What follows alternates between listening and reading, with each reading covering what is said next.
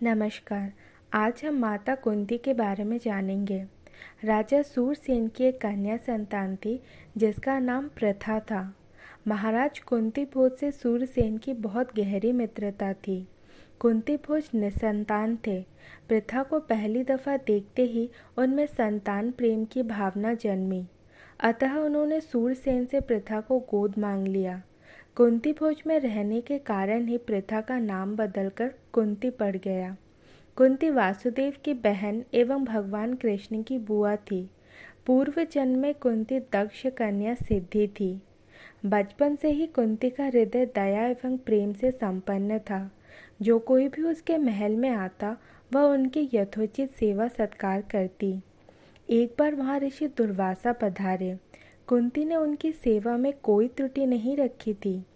कुंती की सेवा से अत्यंत प्रसन्न होकर ऋषि दुर्वासा ने कहा, पुत्री, मैं तुम्हारी सेवा एवं भक्ति भाव से अत्यंत प्रसन्न हूँ। अतः तुझे वर स्वरूप एक ऐसा मंत्र देता हूँ जिसके प्रयोग से तू किसी भी देवता का आवाहन कर सकती है एवं मन चाहे पुत्र की कामना कर सकती है।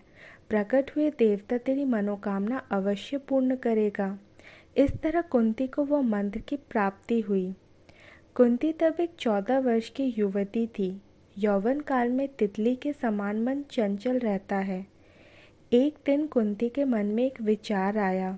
उसने मन ही मन कहा, क्यों न दुर्वासा ऋषि द्वारा दिए गए मंत्र की जांच की जाए। सुबह का समय था। सूर्य अपनी पूरी तेज के साथ चमचमा रहा था। कुंती की नज़र सूर्य पर पड़ते ही उसने सूर्य देव को आवाहन करने की सोची।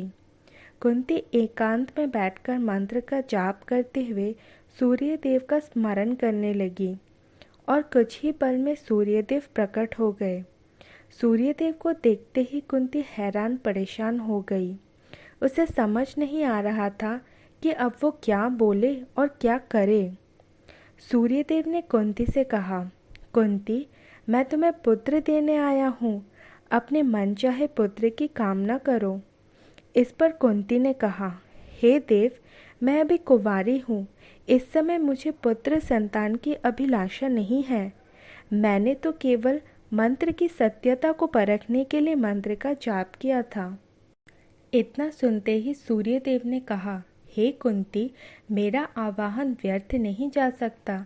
इस प्रकार तुम मंत्र द्वारा दिए गए वर का अपमान नहीं कर सकती। तुम्हें यह पुत्र संतान अपने गर्भ में धारण करना ही होगा, अन्यथा तुम्हारे परिवार को कठोर शाप का भागीदार बनना पड़ेगा। शाप के बारे में सुनते ही कुंती का हृदय कांप उठा। कुंती अपने परिवार पर कोई आँच नहीं चाहती थी, अतः वह सूर्यदेव के प्रस्ताव पर राजी हुई एवं देखते ही देखते कुंती सूर्यदेव के आकर्षण में लीन होकर गर्भवती हो गई। समाज में एक कुंवारी कन्या का गर्भवती होना आज भी दुस्वर है एवं तब भी दुश्वार था। कुंती ने बड़े ही कष्ट के साथ अपने गर्भवती होने की बात सबसे छुपा के रखी। कुछ समय बाद कुंती ने एक कवच कुंडलधारी शिशु संतान को जन्म दिया। संतान जन्म के बाद उसने अपने पुत्र को एक संदूक में रखकर गंगा में बहा दिया। उस दिन कुंती ने अपना संतान नहीं मानो अपना हृदय ही गंगा में बहा दिया था। बंद संदूक तैरते तैरते अधीरथ नामक सारथी के पास पहुंचा। अधीरथ निसंतान था। अधीरथ की स्त्री का नाम राधा था। राधा ने उस बालक को अपने पुत्र के समान पाला था। उस बालक के कान बड़े ही सुंदर थे, इसीलिए उसका नाम कर्ण रखा गया। बाद में कुंती का विवाह कुरुवंश पांडु के साथ हुआ। संसार कुंती को कई कारणों से कोसती है, परंतु पूरे महाभारत में सबसे अधिक पीड़ित वही थी। संसार की आलोचनाओं की वजह से उन्हें अपना पहला पुत्र खोना पड़ा। कुरुवंश में विवाह के पश्चात भी उन्हें रानी का सम्मान न मिला। पांडु के अकाल मृत्यु से कुंती को स्वामी का सुख भी नहीं मिला और महाभारत के युद्ध में तो उनकी बची कुची सारी चीज़ें चली गईं। महाभारत के युद्ध से पहले ही कुंती के जीवन में पराजय का निर्णय हो चुका था। जिस माता की अपनी संतान ही युद्ध भूमि में आमने सामने खड़े हो, उनके लिए क्या जीत और क्या हार, दोनों ही परिस्थितियों में उन्हें अपने पुत्रों को खोना था। अतः सब कुछ पाकर सब कुछ खोने का नाम है कुंती। धन्यवाद।